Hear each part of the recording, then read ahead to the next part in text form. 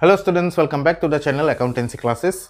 आज मैं लाया हूँ आपके लिए क्लास 12 के लिए ये वीडियो, जिसमें मैं रिटायरमेंट ऑफ ए पार्टनर का ट्रीटमेंट ऑफ गुडविल फिर से कराऊंगा। ट्रीटमेंट ऑफ गुडविल हम लोगों ने ऑलरेडी शुरू कर दिया है, जिसमें हम लोगों ने गेनिंग रेशियो के बारे में जाना और गुडविल को कैसे एडजस्ट करते हैं इसके बारे में जाना। इसके अलावा भी ट्रीटमेंट ऑफ गुडविल के लिए मैं एक और प्रॉब्लम आया, कुछ स्टूडेंट्स का इस टॉपिक में थोड़ा डाउट्स है, उनको डाउट्स को क्लेरिफाई करने के लिए मैं आज एक और वीडियो लाया हूँ, जिसमें हम लोग डिस्कस करेंगे।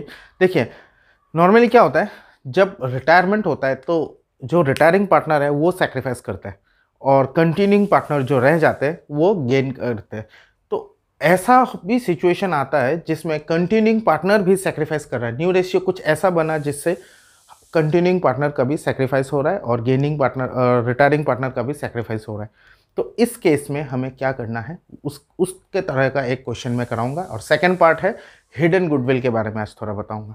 इस चैप्टर में भी हिडन गुडविल होता है, गुडविल का वैल्यू गिवन नहीं रहता है। तो ये दो टॉपिक में आज हम लोग दो प्रॉब्लम्स में आपको प्रैक्टिकल प्रॉब्लम जो टेक्स्ट बुक में है उसको हम लोग सॉल्व करके देखते हैं। तो चलिए लेट नहीं करके शुरू करते हैं। तो क्वेश्चन आप देख लीजिएगा, आपके सामने रिफ्लेक्ट होगा। तो सबसे पहले हम लोग हिडन गुडविल का क्वेश्चन करते हैं। क्वेश्चन नंबर 20 देखिए। A, B and C are partners sharing profits in the ratio of 1:2:3। ठीक है, ओल्ड रेशियो दिया है A, B, C का। C retires and his capital after making adjustment of reserves and profit on revaluation stands at 7,20,000। Okay, मतलब क्या, C का retirement होने के बाद उसका कैपिटल अकाउंट का बैलेंस बनता है, मतलब उसको पे करना है हमें 7,20,000। A and B agreed to pay him ₹9 lakhs in full settlement of his claim। उसको कितना पे कर रहा है ए और बी? 9 लाख रुपीज़ पे कर रहा है। तो आपको क्या करना है, record journal entry for the treatment of goodwill if the new profit sharing ratio is decided as 1:3 between the partners. New ratio is also given.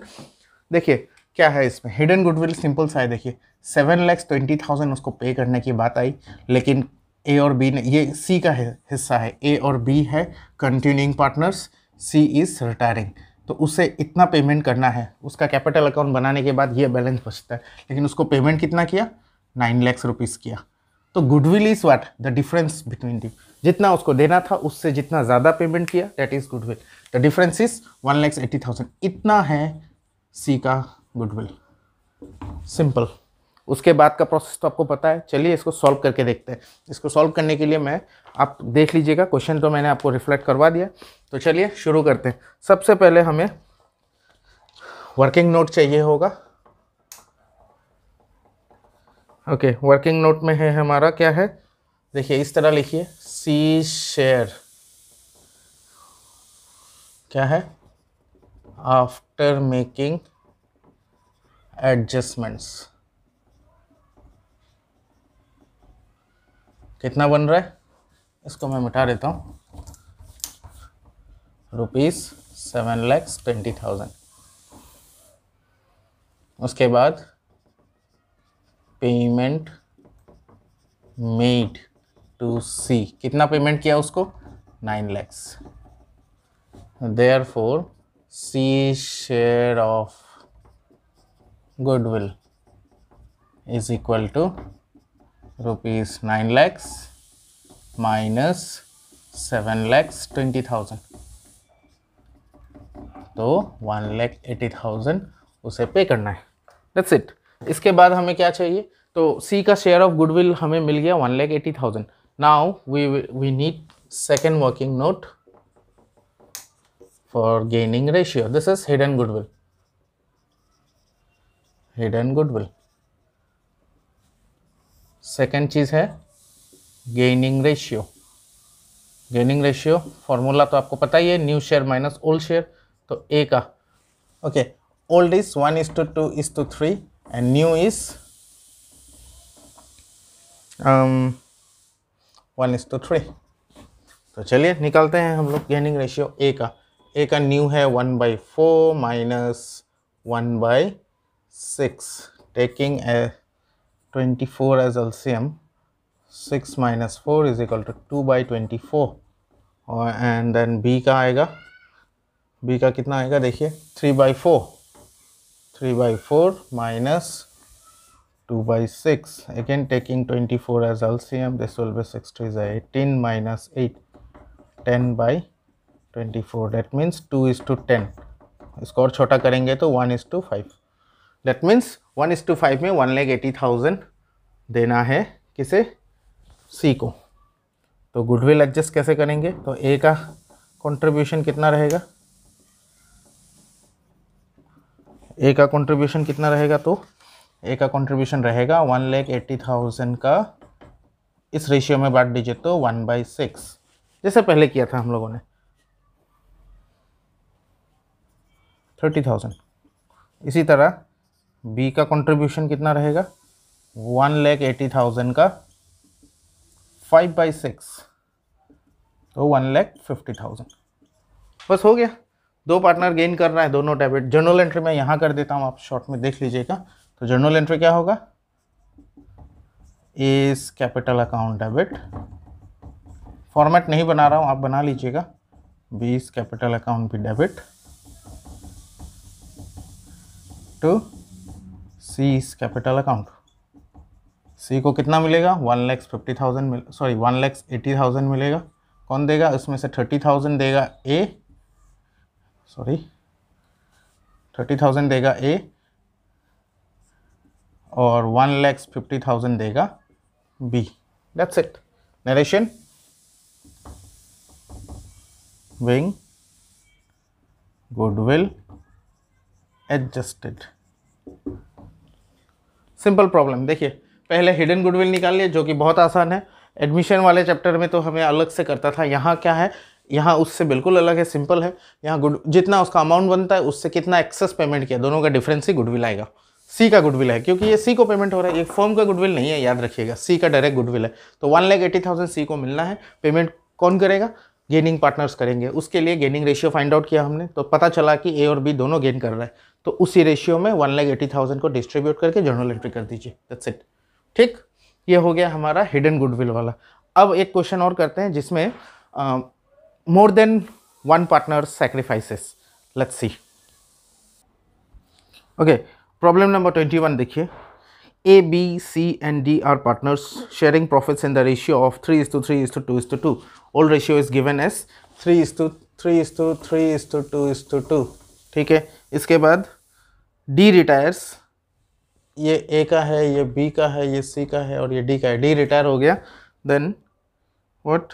A, B, C decided to share future profits in the ratio of 3:2:1. New ratio is 3:2:1. Goodwill of the firm is valued at 6 lakhs. Okay, goodwill is given as 6 lakhs and then goodwill appear in the books वाला goodwill है 4,50,000. ठीक है.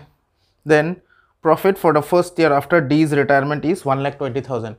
Profit after D's retirement is rupees 1,20,000. Give journal entries to record goodwill and distribute the profit. Okay, तो ये question है हमारा. तो सबसे पहले हमें क्या करना है, गुडविल. अब देखिए 3 जर्नल एंट्रीज आएंगे इसमें. एक तो गुडविल 6 lakhs है, इसमें से रिटायरिंग पार्टनर का गुडविल उसको देना है और हमें ये पता करना है कि कौन कौन सेक्रीफाइस कर रहा है, कौन गेन कर रहा है. तो ये है. उसके बाद goodwill appear in the books दिया है 4,50,000 जो अपीयर कर रहा है, इसको आपको रिटर्न ऑफ करना है. जैसे एडमिशन ऑफ पार्टनर में हम लोगों ने किया था, सेम प्रोसेस. ये गुडविल कैंसिल हो जाएगा, रिटर्न ऑफ हो जाएगा, जिसका जर्नल एंट्री होता है partners capital to goodwill account. तो चारों पार्टनर्स में ये इसको हम लोग रिटर्न ऑफ कर देंगे. इसके बाद और क्वेश्चन में क्या बोला गया है, और इसमें प्रॉफिट आफ्टर डीज रिटायरमेंट. डी रिटायर होने के बाद जो प्रॉफिट हुआ 1,20,000, इसको डिस्ट्रीब्यूट करना है. प्रैक्टिकली आप सोचिए, डी चला गया तो ये प्रॉफिट किसको मिलेगा, ए बी सी को मिलेगा इन न्यू रेशियो. उसके लिए एक जर्नल एंट्री. तो बस ये 3 चीज़ है. ये पूरा जैसे पहले एडमिशन ऑफ ए पार्टनर में था, बिल्कुल वैसा ही है. तो चलिए पहले गुडविल के लिए गेनिंग रेशियो फाइंड आउट करते हैं हम लोग. ठीक है. तो सबसे पहले सॉल्यूशन के लिए वर्किंग नोट 1 गेनिंग रेशियो चाहिए हमें. Okay, gaining ratio. तो ए का निकालते हैं पहले. ए का न्यू है 3/6, ओल्ड है 3/, दिस इज 10। ठीक, दिस विल बी, आप कोई भी एलसीएम ले लीजिए, मैंने 60 लिया है, तो this will be 30 minus 18, 12/60। Plus में आंसर है, इसका मतलब ये गेन कर रहा है। जी लिख देता हूँ।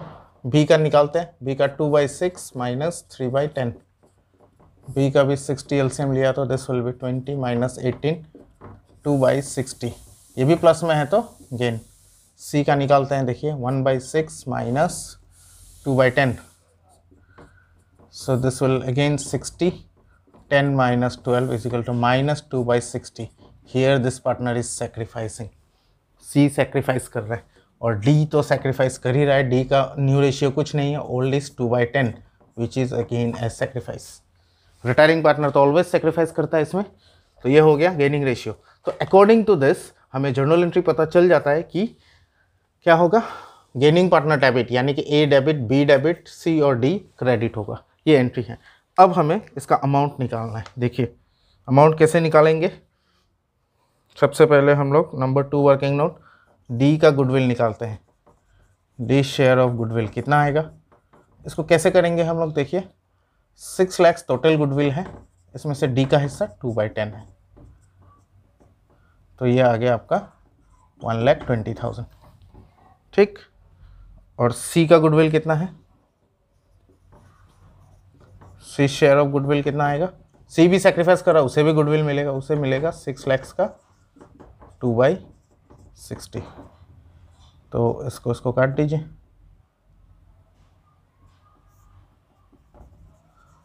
तो 20,000 बस।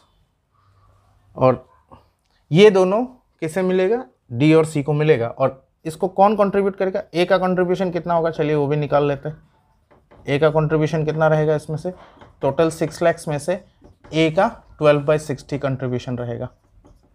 ठीक है, 12/60 कंट्रीब्यूशन ए करेगा, तो ये 10,000 हुआ, तो 1,20,000 ए पे करेगा।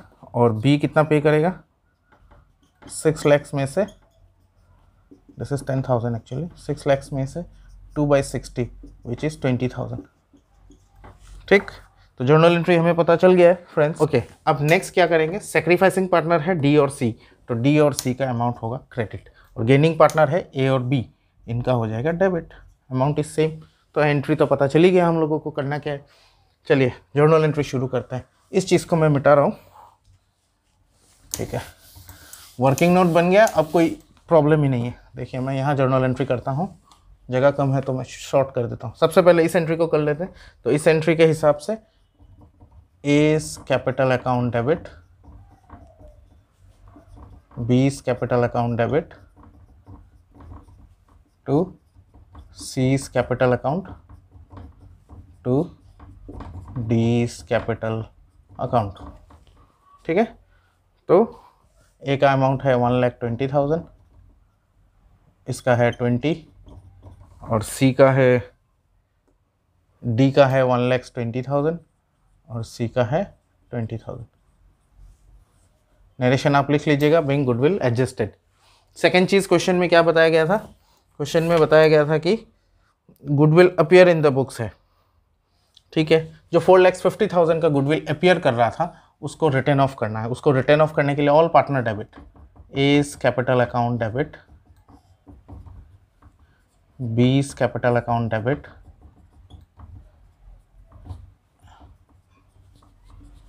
सी's डी's सबका डेबिट,